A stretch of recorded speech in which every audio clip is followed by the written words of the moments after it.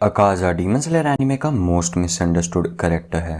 अगर मैं demon slayer audience से अकाज़ा के बारे में पूछूं तो दो ही तरह के व्यूज़ होंगे एंड उन व्यूज़ को एनालाइज करके आप समझ जाओगे कि या तो ऑडियंस अकाज़ा की डाई हार्ड फैन है या फिर डाई हार्ड हेटर। एंड 90% लोग हेटर ही हैं अकाज़ा की, क्योंकि उसने रेनगोकू जैसे लेजेंड को मारा। पर आप क्या मानेंगे क्या अगर मैं आपको कहूँ कि अकाज़ा को भी रेनगोकू जितनी इज्जत और रिस्पेक्ट मिलनी चाहिए? हाँ, मैं सच कह रहा हूँ, अब चप्पल मत मारना प्लीज़। एनीवेज, मैं आपको एक ऐसे सच से मिलाने जा रहा हूँ जिससे मैं ये 90% को खींच के उस 10% में ले आऊँगा एंड साथ ही साथ ये भी बताऊँगा कि एक नहीं 3 अकाज़ा हैं। और ये दोनों चीज़ें मैं करूँगा by telling the one of the most tragic back story of अकाज़ा।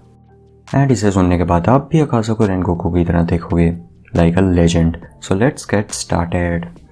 तो फिर से शुरू करते हैं जब अकाज़ा एक बच्चा था। इस पूरी दुनिया में अकाज़ा अपने पिता से ही सबसे ज़्यादा प्यार करता था एंड उनके लिए वो कुछ भी कर सकता था। पर एक दिन अकाज़ा के पिता की तबीयत ख़राब होने लगी एंड कुछ समय बाद उनकी तबीयत इतनी ख़राब हो गई कि वो अपने काम पे भी नहीं जा पा रहे थे। एंड अकाज़ा ने फिर 11 साल की छोटी उम्र में काम करना शुरू कर दिया ताकि उनके पिता की दवाइयाँ खरीद सके। पर नन्हा अकाज़ा इतने पैसे नहीं कमा पा रहा था कि वो इतनी महंगी दवाइयाँ खरीद सके। एंड फिर अकाज़ा के पास एक ही रास्ता था, वो था चोरी। एंड या यू गेस्ड इट राइट, अकाज़ा ने चोरी करना शुरू कर दिया ताकि वो अपने पिता को जिंदा रख सके, क्योंकि वो ही उसके लिए सब कुछ थे। एंड चोरी करते वक्त अकाज़ा पकड़ा जाता है और अकाज़ा के विलेज में एक रूल है कि जो भी चोरी करते वक्त पकड़ा जाए उसके शरीर पे ब्लैक स्ट्रिप वाले मार्क डाल दिए जाते हैं। हाँ, मैं इन सुगन स्ट्रिप्स की बात कर रहा हूँ। एंड जिस शख्स को विलेज में ऐसा मार्क मिलता है उसे बहुत इन्फीरियर मानते हैं एंड सब विलेजर उससे बुरी तरह भी पेश आते हैं। एंड अब समझे कि अकाज़ा क्यों ऐसा दिखता है। रीज़न ये नहीं है कि अकाज़ा सुकुना का बहुत बड़ा फ़ैन है, रीज़न ये है कि विलेजर्स सुकुना के बहुत बड़े फ़ैन हैं, इसलिए तो क्रिमिनल को ऐसा बना देते हैं। बट वेट, अगर वो क्रिमिनल को सुकुना बनाते हैं तो इसका मतलब दे हेट सुकुना।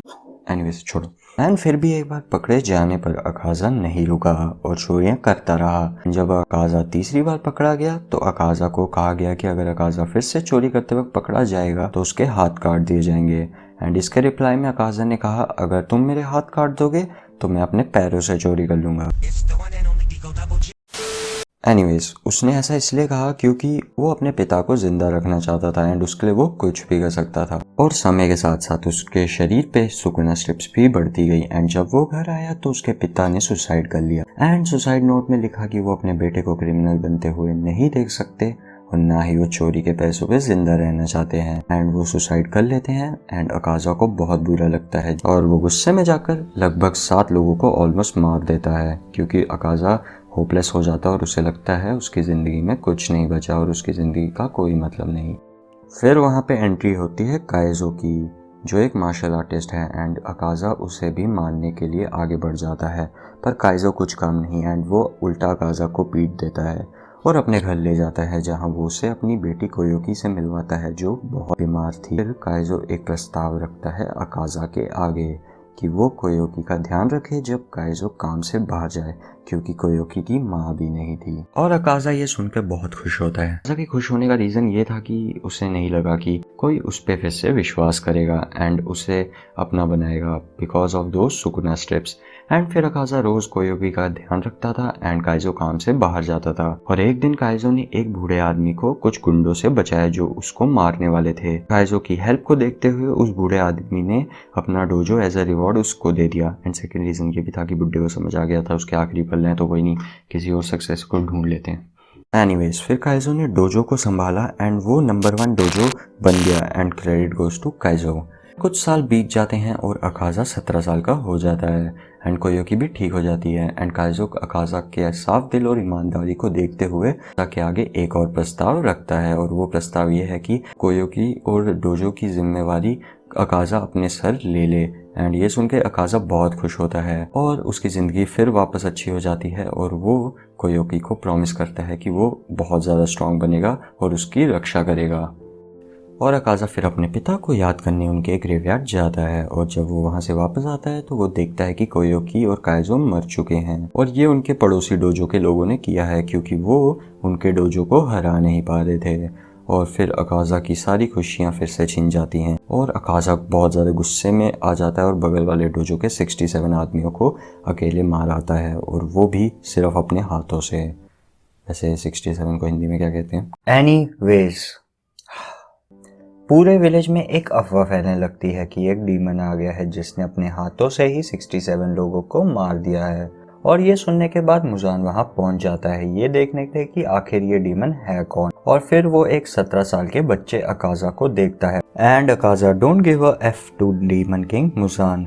और मुजान को देखते ही अकाजा उसकी और उसे मारने बढ़ जाता है। पर मुजान सिर्फ एक ही मूव करता है, वो है कि अपने हाथों को अकाजा के सर के आर पार कर देता है।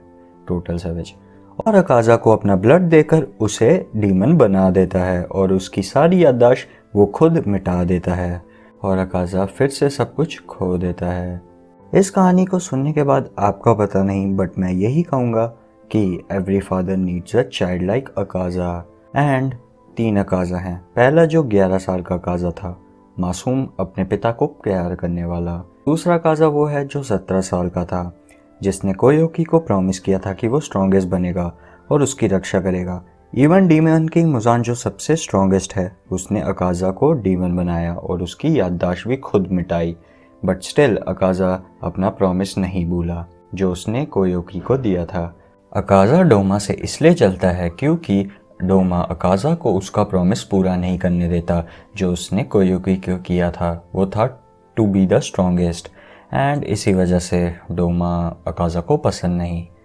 और तीसरा अकाजा है demon Akaza and you can hate this one and even आप मुजान को भी हेट कर सकते हो, जिसकी वजह से अकाजा ने सब खो दिया। बट ये वीडियो डीमन अकाजा के लिए नहीं है, ये वीडियो उस अकाजा के लिए है जिसने बेवजह सब खो दिया और लोग उस पहले वाले अकाजा को इस तीसरे अकाजा की वजह से हेट कर रहे हैं। एंड शायद अब आप अपने अकाजा को समझ गए होंगे एंड उसे हेट करना भी बंद कर दिया होगा, क्योंकि अगर ये वीडियो आपको नहीं बदल सकती थी अकाजा को लेके, तो और कुछ नहीं बदल सकता था। एंड अकाजा के लिए एक लाइक ज़रूर देना ताकि मुझे पता चले उसके साथ कौन कौन है। अगर आप डीमन स्लेयर के ऐसे सीक्रेट्स को जानना चाहते हो जो बहुत कम लोगों को पता है, तो लेफ्ट वाली वीडियो में क्लिक करो, नहीं तो राइट वाली वीडियो में क्लिक करके रेनगोकू के बारे में जानो।